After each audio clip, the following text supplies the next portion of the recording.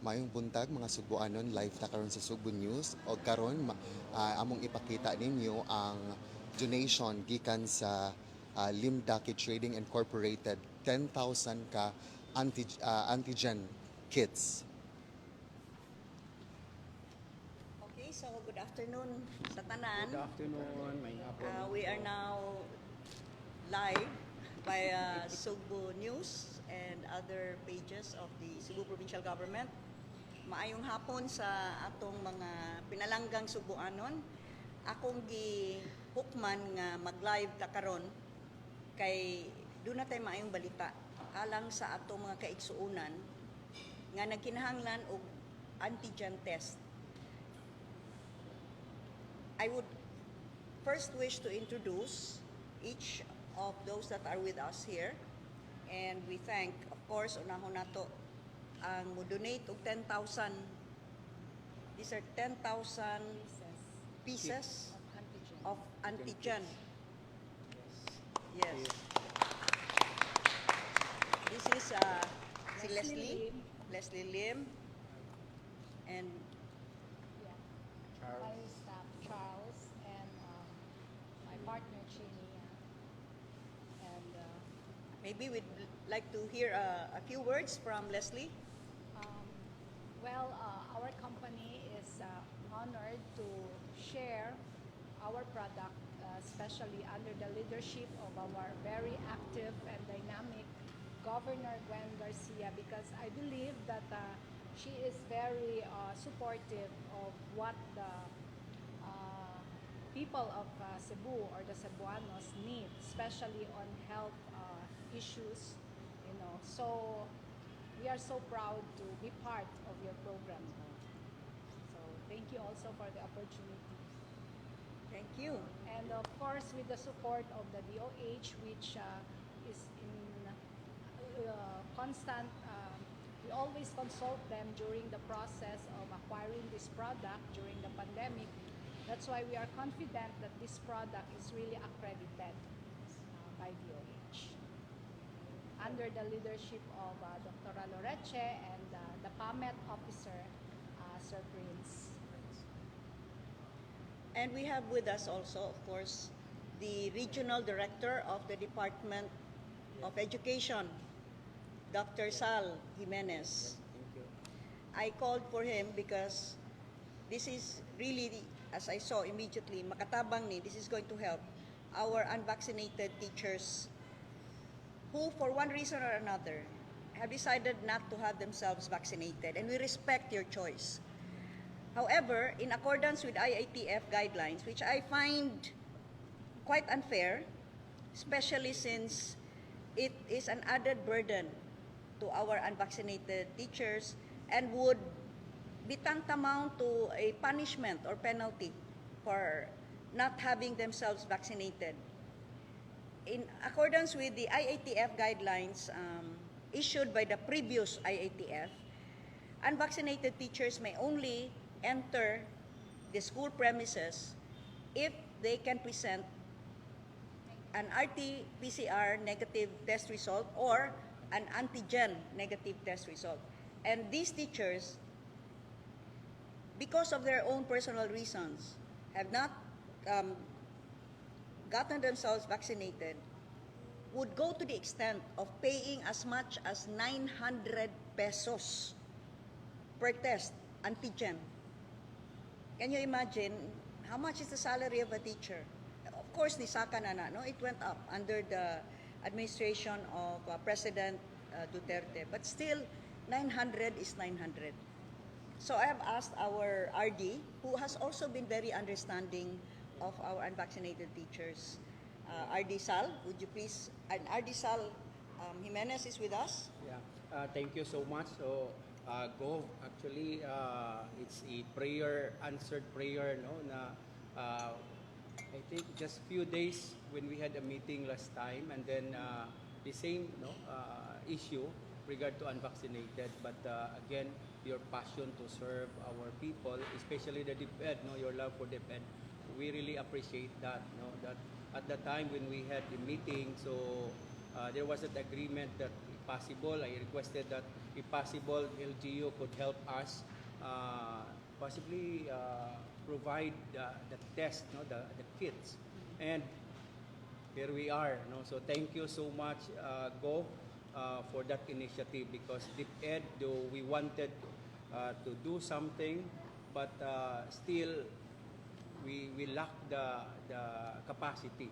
And here you are. So our number one partner in the Department of Education, especially in Cebu Province. So thank you so much, Gob, and also to Ma'am Leslie, to Sir Charles for this blessings. So with that, for on behalf of the regional office, murag natangtangan gamay amo ang tunok kay sige jud ko gunahuna nila, Gob. Actually, I told them na it really pain, no? Me, pero wala po ko'y mahimo because I have to implement, or else ako pod mo oy kanang ipatawag dito mo tuwing ko nga sige ko magkuan lang ta on what we can do. So I even offer them at patulang ta ako ta sila pang dadon dito sa DOH. Oo.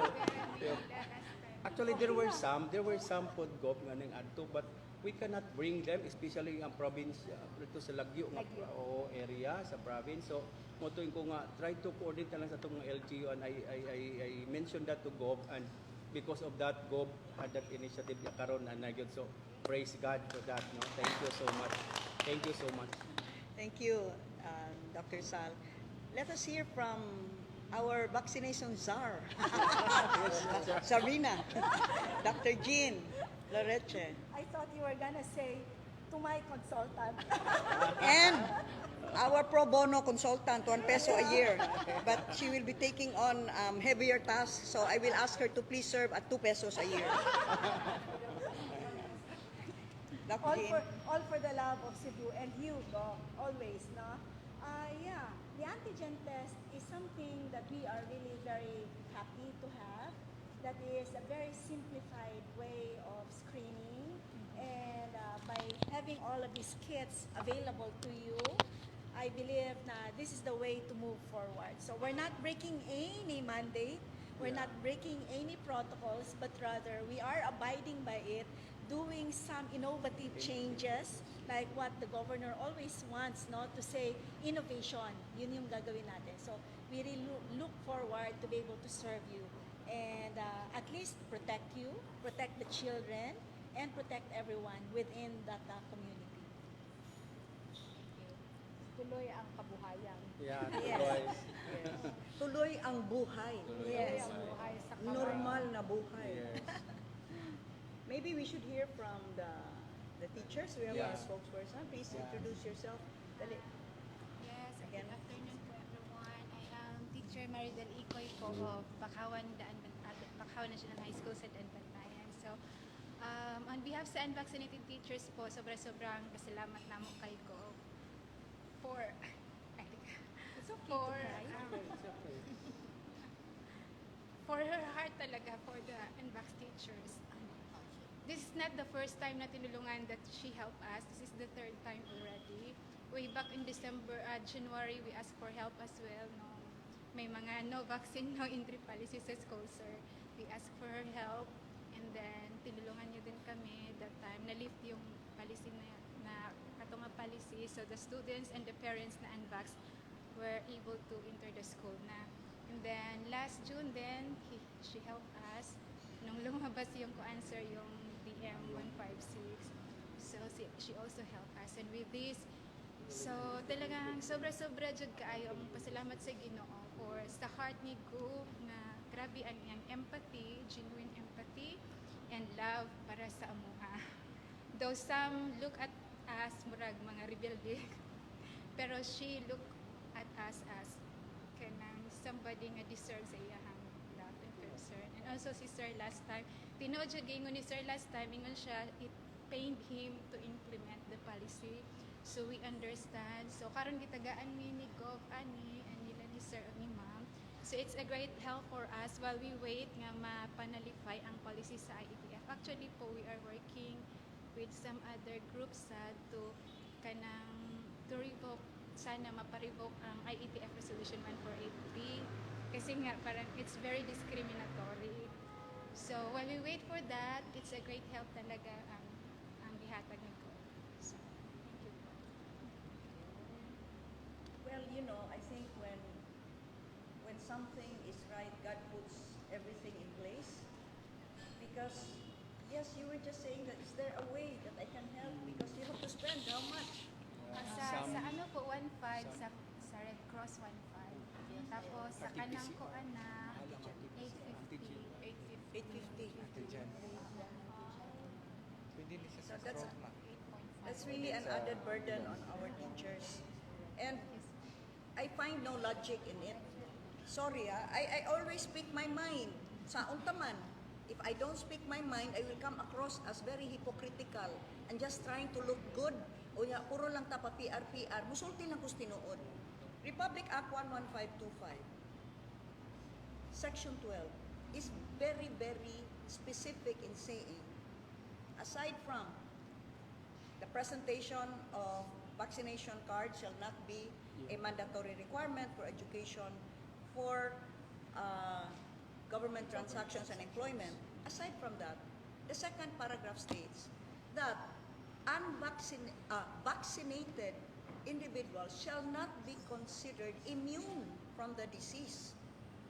Therefore, if that is the position of the present law, that you, even if you are vaccinated, or even if you have already 1 dozen boosts, sige boost everyone, you're not considered immune. Probably you might have, as Dr. Roleche is now starting to react,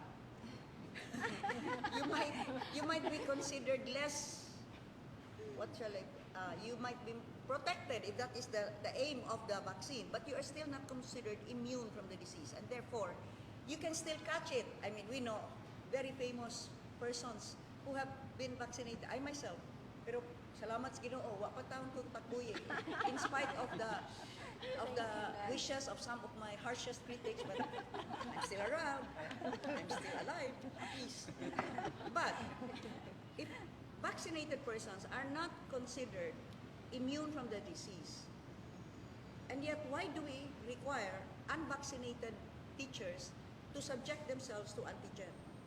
What is, or RT-PCR, what is the rationale of that? To be sure that they will not be coming in carrying the disease. What about the vaccinated persons? If they are not considered immune from the disease, then why don't you also subject them to rapid antigen or RT-PCR? Because equal lang pala. I mean, it's all the same. You can still be infected if you are vaccinated. So I find this IATF guideline really very discriminatory and is an added burden to those that carry the brunt of this. And what? If some of us, kanang 850, that's what's that, peanuts, for many of those that have to undergo these tests, and shell out 850 or 1,500, that already means how many kilos of rice for their family.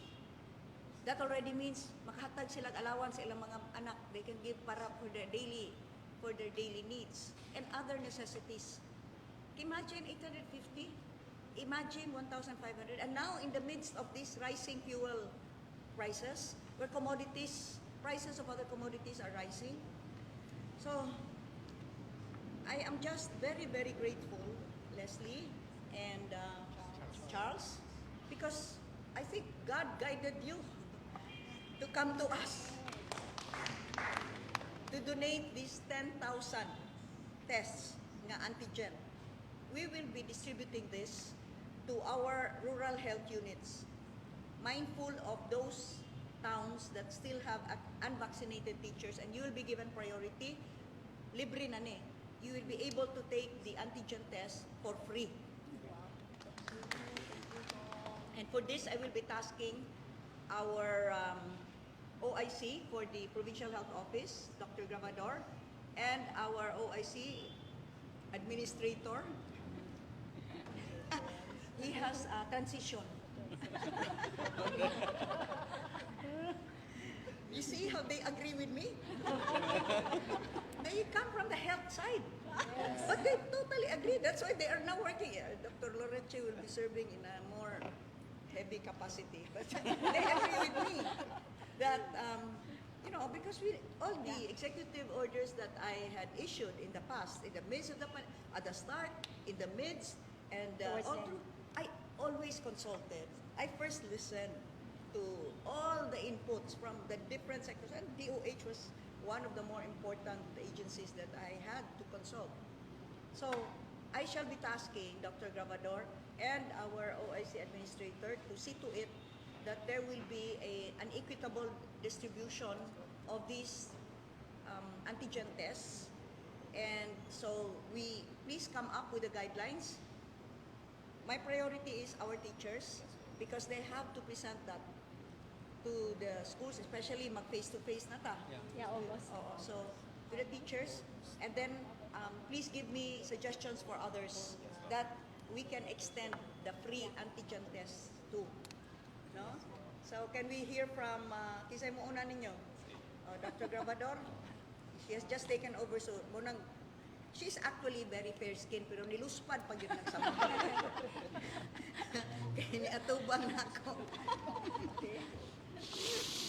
Makuyawan jud ang nasigog kay lisod kayo pag kuan sa iyang mga gitakas para namo, no? So we are very thankful for PAMET for donating this rapid antigen test for you. Private company. For Indaki. Indak. For the donations for the unvaccinated teachers. Thank you so much. Prince, you know the setup.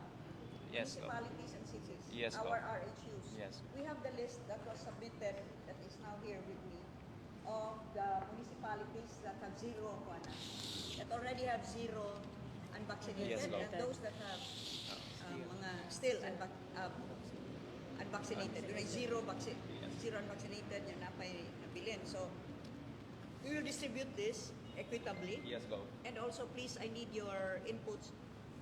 Okay, first priority na to, teachers. Who else can we help? Yes, Gov. So, after this meeting, Gov, we'll sit down with our IPHO and Dr. Loreche for the prioritization guidelines. No? So, ako kung i-present ang kung gusto other pwede maka-avail. No? But of course, as per your mandate, Gov, we will prioritize our teachers. And then we will also inform our RHU through our local government units and mayors na mo nga ato ang priority and including ang ato ang pag-allocate sa ato ang testing kits. No? Go, pwede ko mag-ask nila sa DOH Yeah. ko. Okay. Yes, sure. Since na naman dyan tayo mamba, kasi kami sa even though we are able to comply na with the antigen, we are still not able to interact with the learners. Kasi sa DOH DepEd Joint Memorandum last time, nakasaad kasi doon na we could not interact with the learners. Can we possibly change? Pwede na ba kaya kami interact with the learners this time? Let me get it right. You're asking if you can now interact with the learners, the students, considering na you are unvaccinated, but you are presenting a negative antigen test. We will discuss that first, but I think yes. Yes, definitely yes. But I would like lang to request, siguro, if we can wear the face mask, especially it's very near and it's in enclosed space. But if your school rooms are open spaces with enough distancing, it's okay. Kasi that's the, ano din eh, that's the burden din sa Yes. kasi we were not able. Marami sa amin. Yeah, just wear your face mask. Ako go, confident ko din sa Cebu province. Ako concerned ako pang province na also very kuan sa kanilang. Ako na ako at least ba mali. Dire ko Gobernador ko dito. at least murag dire kay ako Regional Director, manggod. So, okay ra ko na siya Cebu Province. Yung concern uban province, so may gusto ako mag-gobernador pa dito. Actually, go, daghan ni mga kauban go sa GC ba, nanghangyo sila kung pwede ba sila matabangan mo sila sa uban sila province. ako confident ko kay mo ko Cebu support na ako sa ako. His problem is, he is the Regional Director of Region 7. There are other provinces. Yeah, right. Na may other provinces also even stricter man galing hinuon niya aside ako na mo kuan na hinay-hinay lang usay gali na sumbong gali ko Sumbong siya sa ako. Dok, pwede mo na yung tawag tawagan kay sobrang ka-stricto. Mag-limited face-to-face na tawa na hinuon kayo. And ang impact na sa mga bata po. Yeah. Mao na. Yes. Grabe ng social Natoy na tawagan galing. Yes, you know. Natoy na tawagan yan. Yan, okay na po to. Okay, so Malagyan na yan. anybody else would you like to say something? That's good. Ikaw, Doc? Basta gratefulness. Amo ang gratitude lang yun nga. Sir, dapat ikaw ang mukonvince sa mga governor klaran siguro. Actually, I started in the cities. Mo ganun, patabang kayo po kay sometimes kanang I'm not a medical doctor man yun. So i-explain lang, Doc, you're a doctor but in education. So mo patabang Call for help siya sa Ari, akin. tawag kay Ari sa medical doctor, mutabang kay mo'y musulti kay Ari maminaw siguro sila kay ako doktor, dili man ko doktor of medicine.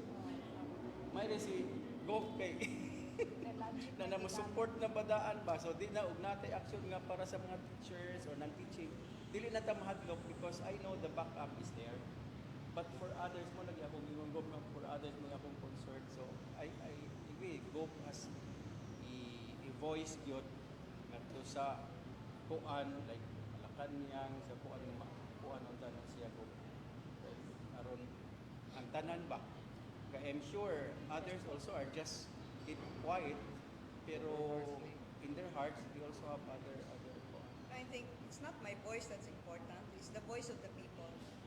And if you really wish to know how people feel, social media has made it so democratic because they can now react. All they have to do is read the comments on social media, whether they agree with this policy or not. You can read it on. So, of course, na abuse, no, that's subject to abuse. But if you can separate the grain from the chaff, you can really distill what is the voice of the people right now. And ako, I just base my decisions on common sense, logic, keen observation, and analysis of data. That's it. Like we talk about, we are still so afraid about COVID. Haven't we already developed this proper immunities through vaccination, through exposure to the pathogens? I mean, and the virus itself has mutated and mutated. If we are to be so afraid still, right now, there are still those that advocate maybe for their own reasons, like hoping to continue to be authoritative and relevant. But look, we had an entire 6 months, an entire January, February, March, April, May, 5 months, where people congregated in hundreds of thousands in campaign rallies because one political party would be trying to outdo the other. If there's 300,000 that has gathered, ours is 500,000. That is not with 1 meter social distancing Skin to skin namin. na protocol, ha? It's practically elbow to elbow, Skin to skin. skin to skin.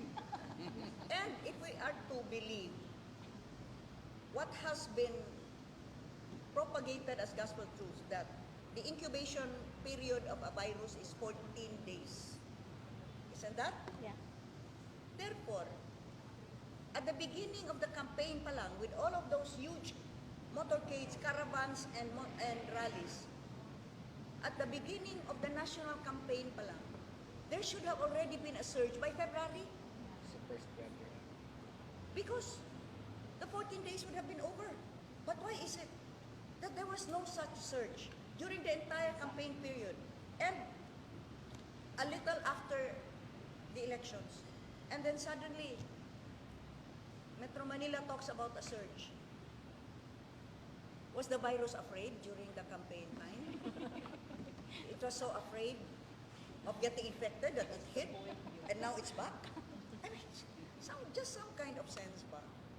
So I think some of these guidelines that were, to be sure, effective perhaps during the time that we did not know so much and we did not have that much data, and we could see really an increase in the moderate to critical cases. But at this point in time, we have to reclaim our normalcy. What was all of this vaccination for? I know if I am to quote a report that was given to us, governors, at the start of prior to the arrival of the vaccines, government set aside 70 billion pesos to purchase the vaccines with a target to vaccinate 70% of the population. So, even if we had hit, 65? What are we now? 65%? Then what is the vaccination program for? If we are still to continue with all of these restrictions that have proven to destroy livelihoods and lives. Okay, it's the economy that's devastated now. Are we still going to continue, as I said before, when someone reacted against my optional use of face mask, overreacted violently. And I said, is this really, wow, how many days Cebu was in the headline? Always in the headline. And I was saying optional in open, well-ventilated areas. Or if you wish to continue wearing a mask in open, well-ventilated areas, that's your choice. Pero katong mga batig na, padayon ng sulog ng mask. Now, we were in the headlines. And the entire nation was nakatutok on the optional use of face masks while fuel prices were skyrocketing. While life was getting harder and harder for the Filipinos because together with the rising fuel prices, everything else, the prices of all commodities also went up. Inflation rate went up. Aren't these the things that we should focus on? Rather than insisting about face masks that maybe the manufacturers have not yet sold out ba? Maybe the investment di pa nababawi. Sobra-sobra na yan nabawi. Oy, alam mo yung masyadong malaki yung ganansya mo, tataba yung liig mo. Nagkaroon niya ng hubag-hubag. I mean, please, let's just be sensible about this. And let us reclaim our humanity. Let us feel for other people that need help the most, and these are the poor. Those that have no voice, those that are powerless, and yet they are the ones that bear the brunt of all of these burdens. So thank you, really. Thank you so much for donating for free na ni antigen. And aside from the teachers, in the province of Cebu, we have mga 515 of you. We shall extend this also to the city divisions, Karkar, Toledo, Bogo, Toledo, Danao, and Naga. Naga. So we shall extend this also to the city divisions of the component cities of the province and as well as Mandaue, the Mandaue City Division. And we are willing to extend this. Saan yung tissue? Sample. This is the kit. Doc, this is good, no? This is accredited. That's FDA approved. And we are willing to extend this as well to the Lapu-Lapu City and Cebu City divisions. Even though this was donated to the province of Cebu. Is it okay? Cebu man gyapon mo. Yeah, one island. One Cebu island. I go. Do we really have to go to undergo the test kahit di kami symptomatic? Yes. We have to. Sige lang, that's good. At least Kahit hindi Kahit walang symptoms. Yes, kasi based on That's the the guidelines. IATF guideline. Yeah, For we you just to- follow. That's why I hope Maningon ko nga. I hope that will be reviewed, di ba? Yeah, Doc? we will just follow lang. May kakaroon lang tayo ng konting revisions. But let's just follow. It's like this, ha?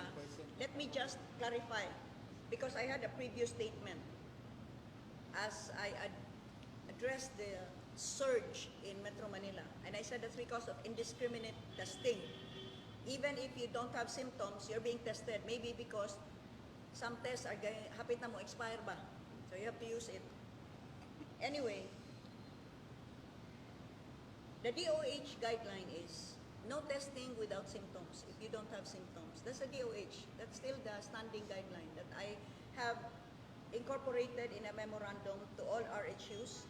Symptoms meaning runny nose, Fever, sore throat, and all. But the fever has to be at least 3 days. And that should be coupled with the other symptoms. That's a general rule. But, however, IATF has issued this guideline that unvaccinated teachers may only enter school premises With a if they negative. present a negative antigen or negative RT-PCR test.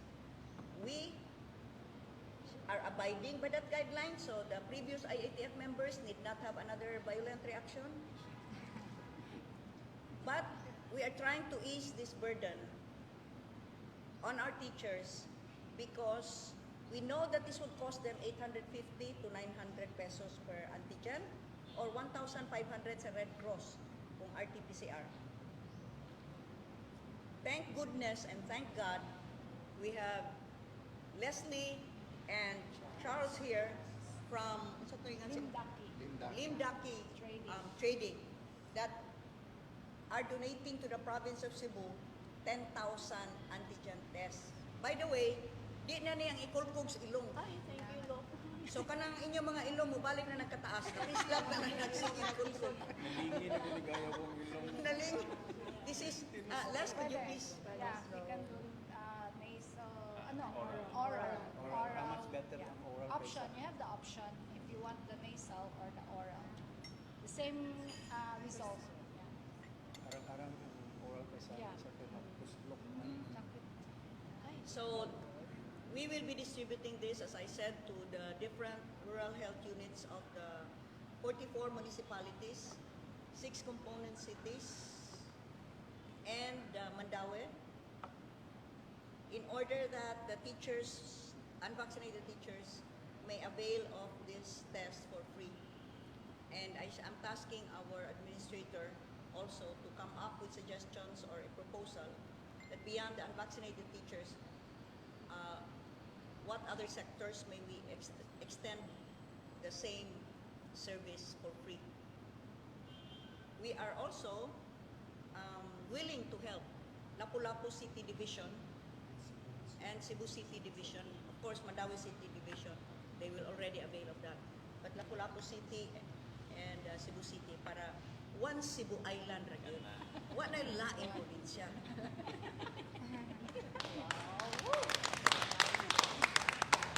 So, that's it. Napamasulti? It's good?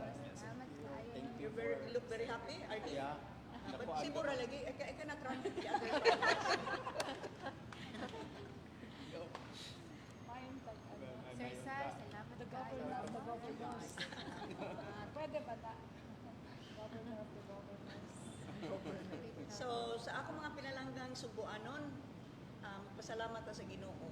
Pasalamat ta sa Senyor Santo Niño o sa Espiritu Santo. Kay gigiyahan gyud ang tanan. Tungod og alang sa labaw nga mga nagkinahanglan.